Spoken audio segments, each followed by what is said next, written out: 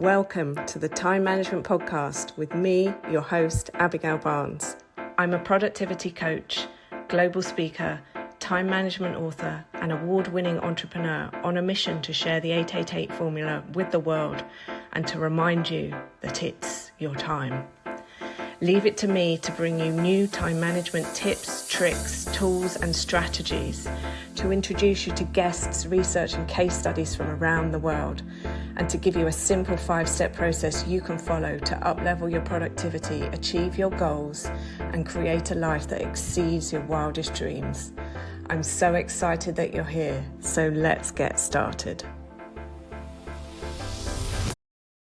Welcome to the show. It's you and me. Today we are talking about 3 ways you can change your negative thoughts fast. We've all been there. A thought blossoms into another, and before you know it, you're in this downward spiral of fear, worry, and catastrophizing. This week I'm going to share 3 ways that you can change your negative thoughts quickly. These are strategies based on science and spirituality, and these are things that I personally used this weekend when I found myself in a downward negative spiral. This episode is for you if you're struggling to control your negative thoughts. It's also for you if you find yourself thinking the same negative thoughts on repeat. And it's definitely for you if you are ready to wipe the slate clean and reset your success story in 2025. Let's start here. What to do when the negative committee in your head take over? The first thing I would recommend is understanding that this can happen to anybody at any time. Mental health is something that we all find a challenge. Now, some people more than others. It doesn't make it good. It doesn't make it bad. It just is what it is. This episode is really about giving you the tools to change it quickly so that it doesn't take control of you. Because how do you get out of this black hole? Well, first things for certain, you can't ignore it. You can't hope that if you just carry on, it's going to go away. Because what you resist persists. It's like there's something ringing the doorbell. There is somebody outside. You need to open the door, see who they are, and then send them on their way. So this is where I'm going to share these 3 things that I did this weekend when I found myself there. If you've been around on the podcast for a while, you'll know that I had a near-death experience in 2012, a stroke on a work business trip. And a lot of the rehabilitation since that day has been mental, not physical. So things can just trigger the PTSD of it all. Stuff can happen in society, in the world around us, and something within me needs to recalibrate itself. And as I was saying, it's coming up for a reason. It's coming up because it is there. It is time to release it rather than ignore it, because if we ignore it, it just gets bigger and bigger and bigger. And nobody wants to be dealing with an absolute gigantic mental health black hole. It is better to address what is coming up in the moment. It goes without saying that if you find yourself in this position right now, please seek medical help if you need it. Please speak to somebody if you need to. None of us need to go through this on our own, because sometimes when we do it on our own, it can make it worse. So these are 3 things that you can do if you're noticing the symptoms coming on. They will work to a degree depending on where you are in your experience with your mental health. So please, please, please seek professional help if that is what you need. And for full transparency, over the years, since 2012, I have worked with many different professional help, healers, coaches, mentors to unpack the things that have come about as a result of having an overnight shock incident. When things happen overnight, our brain, it can't always process it. It doesn't fully understand what's gone on. So it can take time to recalibrate, to find its new equilibrium. And this is something that I want to talk about more This year, I want to tell you more about my story and unpack it bit by bit by bit. But as I said, please seek the professional help. I'm only sharing what I have done with the people who I have worked with. I am not medically qualified to go any further. So please work with the people who you need. That being said, let's share these 3 things that I did this weekend when I found myself going into the downward spiral brought on by all the things that are going on around the world right now. First of all, I want you to go back to episode 43, where we talked about energy management and the 8-minute recharge, because this is where I took these from. If you haven't already listened to that, then that is a great episode. They fall into 3 categories. They fall into category number 1, which is movement activities. Category number 2, mindset activities. Category number 3, mindfulness activities. So let's start with number 1. Here are 3 things that I tried that you can also try. And maybe one of them works. Maybe you need to do a combination of them. So the first thing I did was I went to my weekly Ashtanga yoga class. So every Sunday I do Ashtanga yoga. I absolutely love it. And I find that the discipline of that class is very, very beneficial for me, for my mind. It is a singular focus. It is so fast. You need to be on those poses because otherwise you are not in keeping with the rest of the class and it just disrupts the flow. So I find that Ashtanga is very, very good for my mental health. It is almost like a 60-minute movement meditation because you are breathing, you are moving, and that is your entire focus. Now, it usually works for me, but this week it didn't. So that was the first thing I tried. The second thing under the movement is going for a walk. Now, it was very cold this Sunday. I live in the UK. So I didn't feel like doing a walk.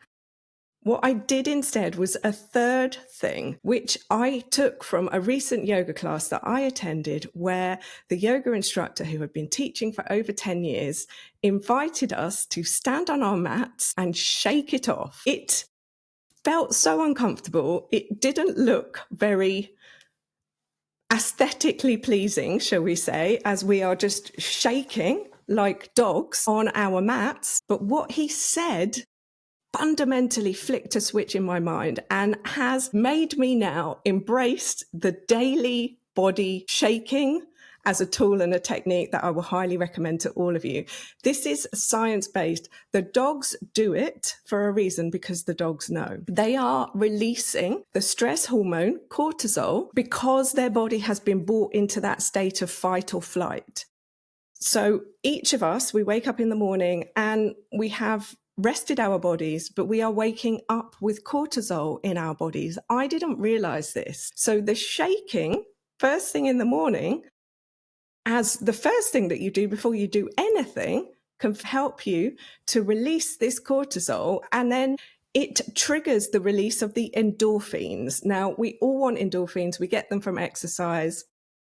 So obviously you could get up first thing in the morning and go for a run, but that might not be something that you want to do. Just stand somewhere in your house. I like to do it in my bathroom because my bathroom is one of the warmer rooms in my house, and that makes me feel cozy. And then I just stand there shaking. Now, he said, shake your arms, shake your legs, shake your body. It doesn't have to be a performance show. It doesn't have to look amazing. It's just what will happen as a result of doing this. So I did this and I felt better. The second technique that I want to recommend to you, these fall under the mindset heading of the activities. And this technique I do almost every day anyway. And this is journaling. So there are 2 types of journaling. There is the first type of journaling where we are talking about the things that we want to manifest. We are writing down what is coming through to us. This is what I like to call the positive journaling. And then there is the second type of journaling, which I call the clear it out journaling. This is where we take a piece of paper that is not in our pretty perfect journaling diary, book, whatever you are using, and you just write down every single negative thing that is coming up right now. Like, this will never work. This is going on. I'm worried about this. What about that? What if this happens? Just all the things that are washing machine around and around and around in your head, write them down on paper. Because what you remove from the computer can no longer control you, can no longer own you. So I do this every single day. And the more I do it, the less I have to do it, because then the less is just washing around in my head, controlling me. That is a mindset technique. And what you're doing is you are having a conversation with your fear. And I love this quote by Hafiz, who is a 14th century poet. Fear is the cheapest room in the house. I would like to see you living in better conditions. Know that what you are thinking, what you are fearing, what you are worrying about are just thoughts. They are not actually happening right now. They are fears, they are worries, they are not you. The more we can become the observer of the thought rather than the owner of the thought, and we start to transition the conversation from I am afraid, I am worried, to worry, that's worry. Oh, fear, that's fear. Whatever you say after the word I am is beyond powerful. That is a conversation for another podcast. That is also a conversation for some training that we have got coming up, because I truly believe that the I am statements is one of the greatest things that I have been practicing using in my own life, and has had a huge impact on my mental health, on my perspective of life and what is possible. And the third thing under this number 2 heading of mindset is gratitude. If you can look around your home, look around your life, look in your fridge, turn on the tap, see the water coming out, be grateful for that. I don't know what is going on in your life, but start to be grateful for the smallest things. Look down at your feet. You've got 2 feet, you've got 10 toes, you've got maybe shoes on your feet, you've got socks on your feet, they are keeping you warm. What are you sitting on? Be grateful for that. You're watching this. Are you watching this on a laptop, on a phone? Be grateful for that. You're listening to this on an account. Have you paid for that? Be grateful for that. Start to become aware of the small things, and they will begin to multiply. And then the third area, these are 3 mindfulness techniques that I absolutely love. The first, meditation. I meditate every single day for 8 minutes. Meditation is a whole conversation. We will have someone on the podcast to talk about it, to share all the different types and styles. You can do guided meditations. You can do silent meditations. As I said earlier, I sometimes see my yoga as a mindfulness movement meditation. It's a huge area.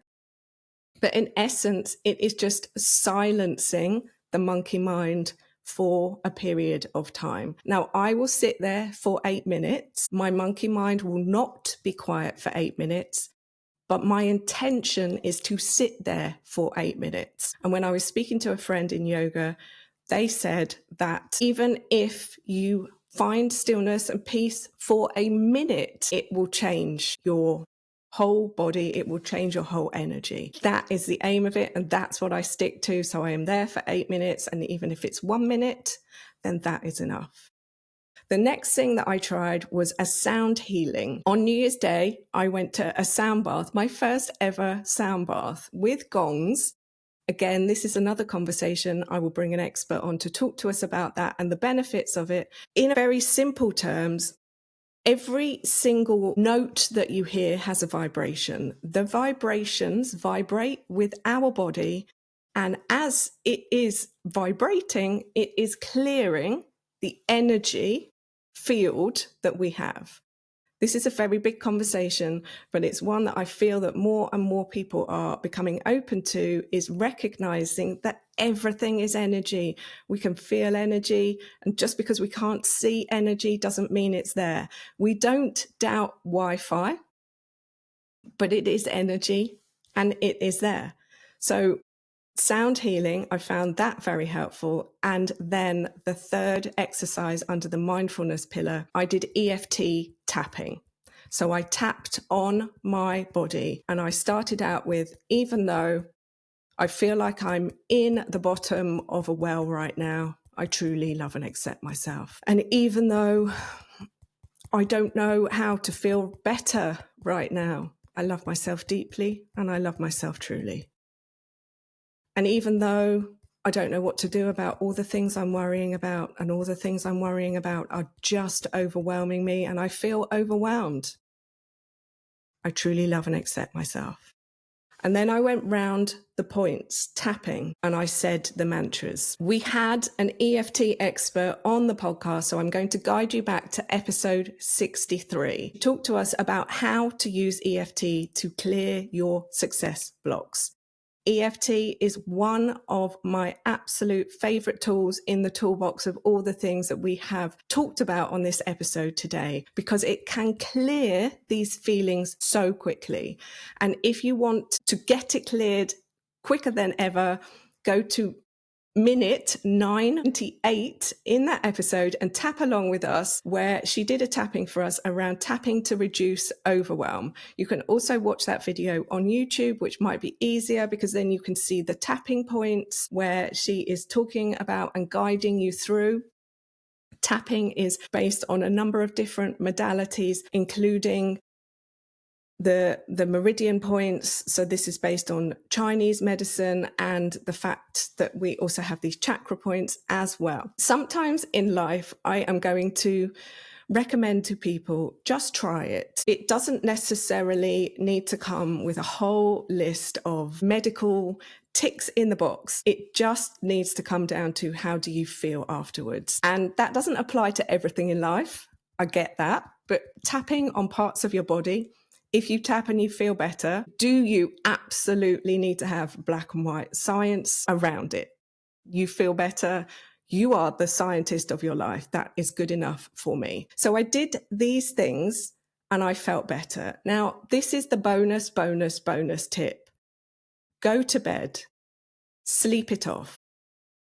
If you go to bed and you can't fall asleep, go online, play one of the relaxing sleep audios that you might find on YouTube, or I played a sleep story on one of the apps that I have and I fell asleep. And here's what I have noticed. I can personally sleep these things off far more easily, and or when I wake up the next day, if I feel rested, I am able to see things from a different perspective. If you want to access the Recharge Hub, the link is in the show notes. In there are more tips, more videos.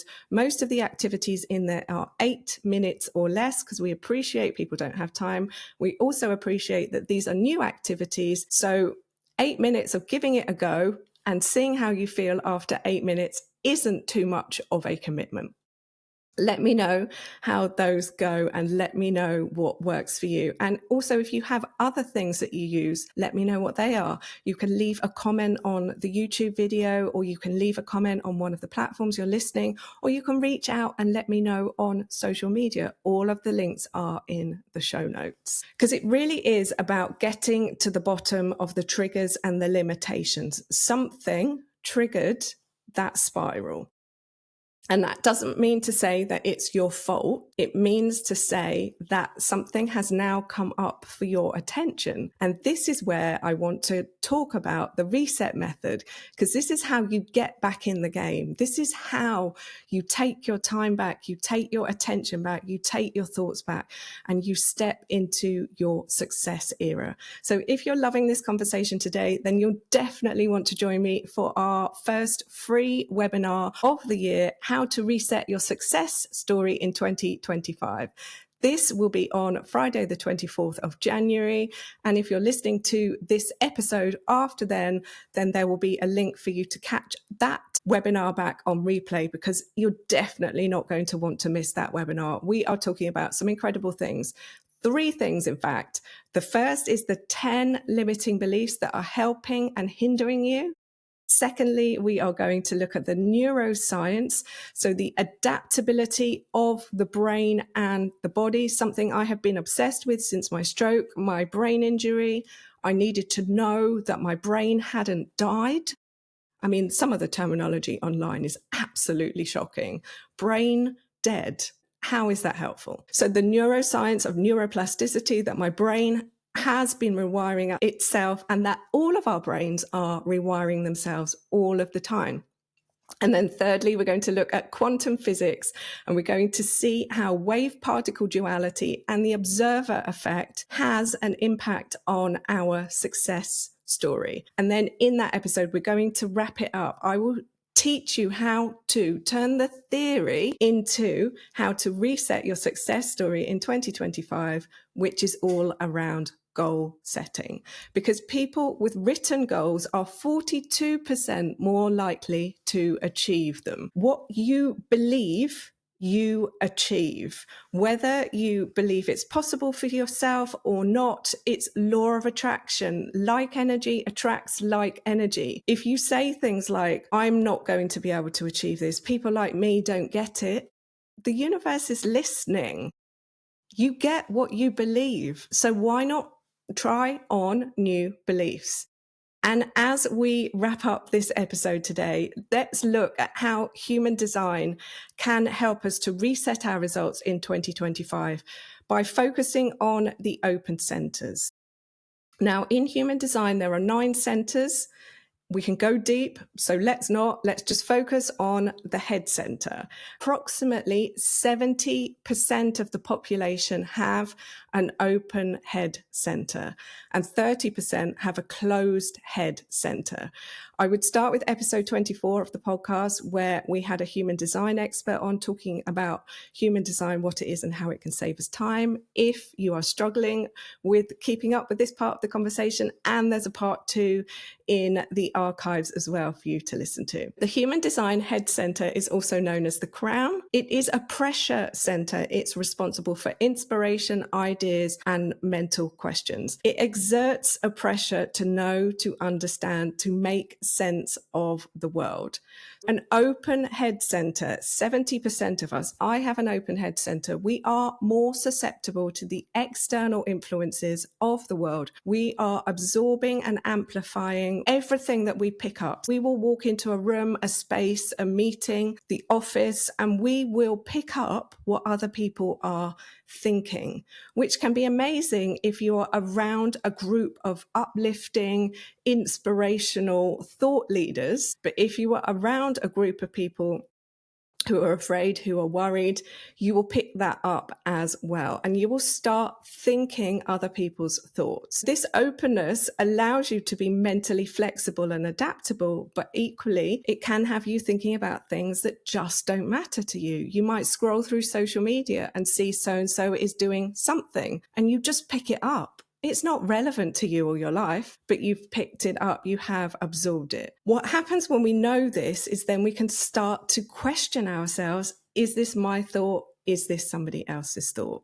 And that is how I feel knowing more about our human design serves us and empowers us, because then we can, with this information, say, this isn't my thought, write it down, let it go. If you are one of the 30% of people with the closed head center, you are going to experience a steady and consistent flow of inspiration. This is yours. The thought process is more internally generated, and so it's going to lead to reliable information. However, they can equally struggle with the mental pressure to know.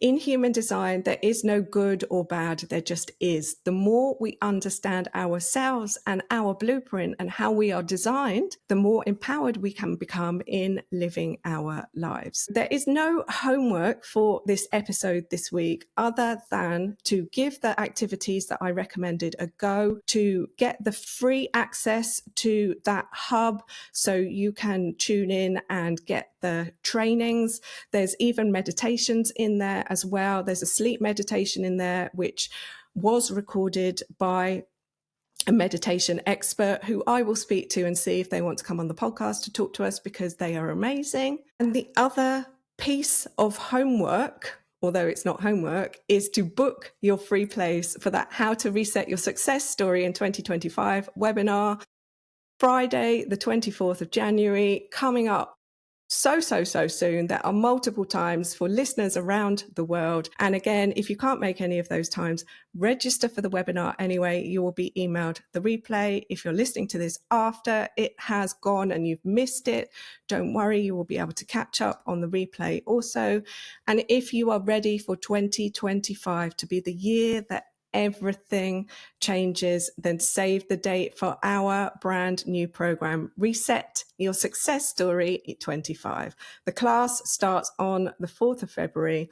There will be 1 month of weekly live masterclasses. This will be the pre-work training sessions that you can attend weekly, or depending on when you're listening to this podcast, you will be able to catch up through our on-demand training platform.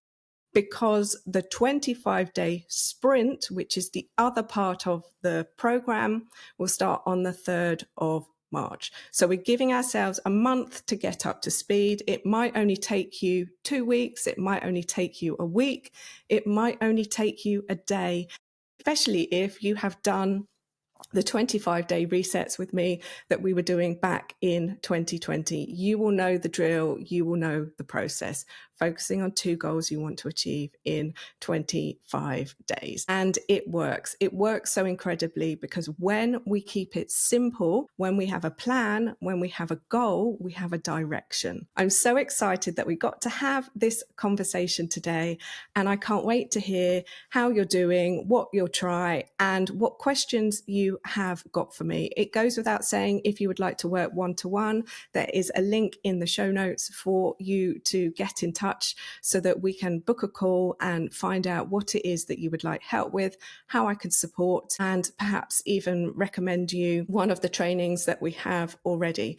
If you would like to buy a copy of my book, the links are in the show notes as well. And for the month of January, there is a promo code in the show notes also that you can get a 25% discount off the print book, the ebook, and the workbook. So definitely make sure you grab that. And if you're uncertain, you can always start with the free chapter. Again, the links are in the show notes. My friend, it has been so amazing to have this conversation with you today. And as we wrap this up, don't forget, stay safe, stay well, and it is your time. Thank you so much for tuning into today's episode. If you loved what you heard, be sure to let me know by leaving a review so I can keep the good stuff coming. Come and say hi on Instagram at Success by Design Training, or visit my website, successbydesigntraining.com, or connect with me on LinkedIn. Just search Abigail Barnes. Until next time, don't forget, you are amazing and it's your time.